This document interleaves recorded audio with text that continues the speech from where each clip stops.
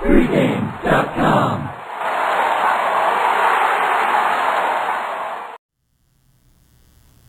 College football has arrived, and it's only mid-June in Las Vegas. And Bryan and I were down at the Golden Nugget earlier today. This is on a Monday afternoon in mid-June, and we were taking advantage of those early numbers. And, what'd you think? I saw some numbers that they moved in a hurry, but, man, there were a couple of situations there where I was almost questioning my number because it was 8.5, 9 points off at a couple of occasions from what the Golden Nugget actually had. Yeah, you find that a lot, and you start to wonder, because most of the time when the lines come out during the regular week, you're 3 points off. You go, hey, I'm 3 points off. And now I'm seeing 10 points off on these lines. But the thing is, based on my history in this, and as I tweeted out, 54 games the last 2 years at 70%, there's a lot of value here. And props to Tony Miller. They were really organized this year. Mm-hmm. The last couple of years, it was real hectic. They were making you wait around a couple hours. He said 10 o'clock. The sheets were out actually before 10 o'clock. He hand-delivered them to our area. And then at 10 o'clock, you can go up and bet. And what surprises me is we're in the gambling capital of the world. A lot of value in these lines. Were there 10 people actually betting there? It just amazes me. The thing was, Tony mentioned last year, the first day, they brought in 230,000 in bets. By the end of the first hour, 120,000 today. And 20-some% of that was my bets. So when there's only 10 of us there, it's not going to take much to get up to that number. But there's so much value in people.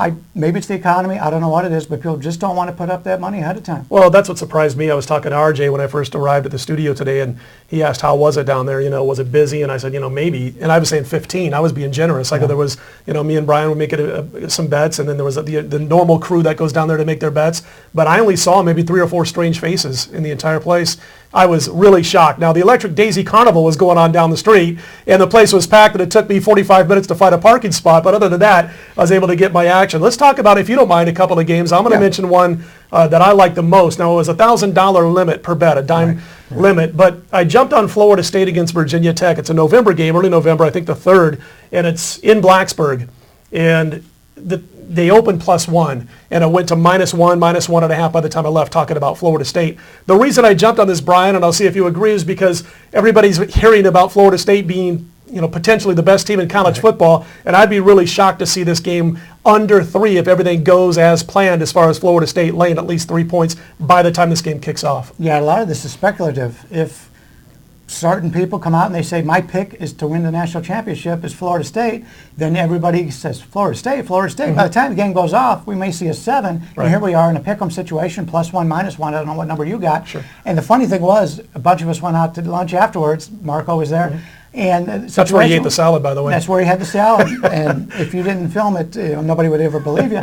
But a lot of us had the same game. So a lot of us were thinking the same way. In fact, I played Ohio State at home against Michigan. Michigan opened a 3-point road favorite. It was down to pick 'em by the time we left. I think all of us got a part of that. That blew me away when I saw that game with that line of +3 Ohio State at home against the Michigan Wolverines. A couple others that, you made a good point. Florida State was one of the teams that I was looking to play on early now because they are going to be such a public team if they don't get banged up, if there's no key injuries throughout the season. You made a key point before we came on the air. Florida State opened 10 on the road against Miami, Florida. That game in middle of October, 3rd week of October.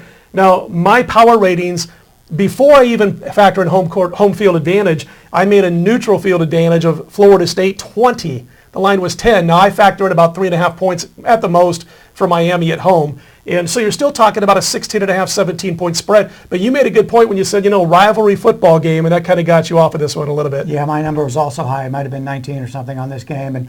But because of the rivalry factor, I didn't play it.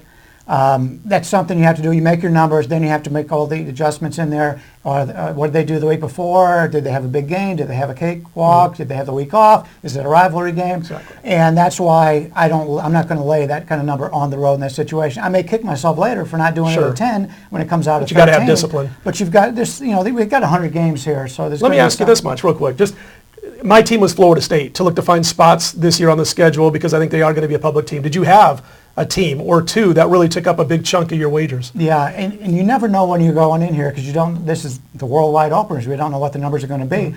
I'll go over some of the teams that I thought that were overrated by the lines maker, and that's the Golden Nugget. One of the teams they were high on were West Virginia. Mm-hmm. So a lot of times I went against West Virginia. Some of the other teams, they were high. I wanted to take Texas against West Virginia, but I didn't get there in time to do it. So you mentioned Texas. We were on Texas a lot. They didn't think much of Texas. I got a lot of money on Ohio State. I got a lot of money on Florida, and Texas A&M for some reason they thought was going to be really strong this year. It's going to be interesting coming from a big offensive conference going into another league.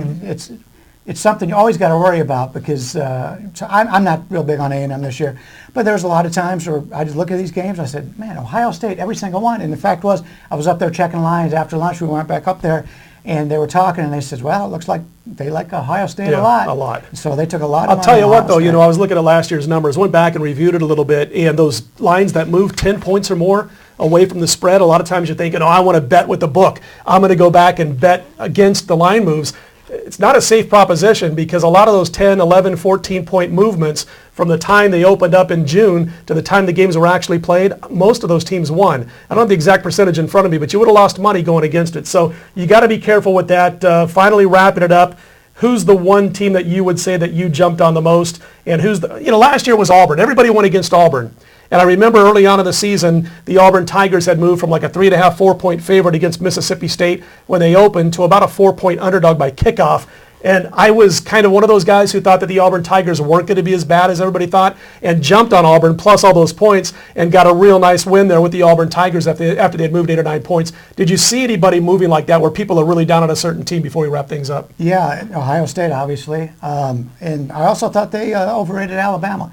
Alabama, national champion type of team. I had Alabama as one of the top 4 teams in the country, and my numbers are showing a touchdown less than what they had them.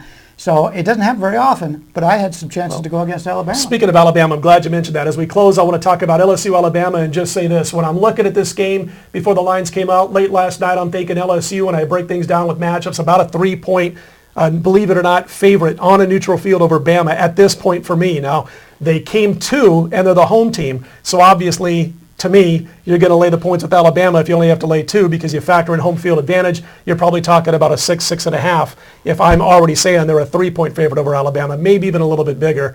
I'm not crazy about their home field advantage when they're playing against a team like Alabama. Believe it or not, I will subtract a half point off of their home field advantage in that case. He's Bryan Leonard. I'm Scott Spreitzer. Check out the forums all throughout this first week that these lines were out because we'll have more thoughts. Lines are going to change throughout the week. We'll talk about it. We'll post a couple of our tickets online so you can check out who we are on. And it's a lot of fun. I'm sorry it only happens once a year. So he's Bryan Leonard. I'm Scott Spreitzer. More videos all week long right here at pregame.tv. Pregame.com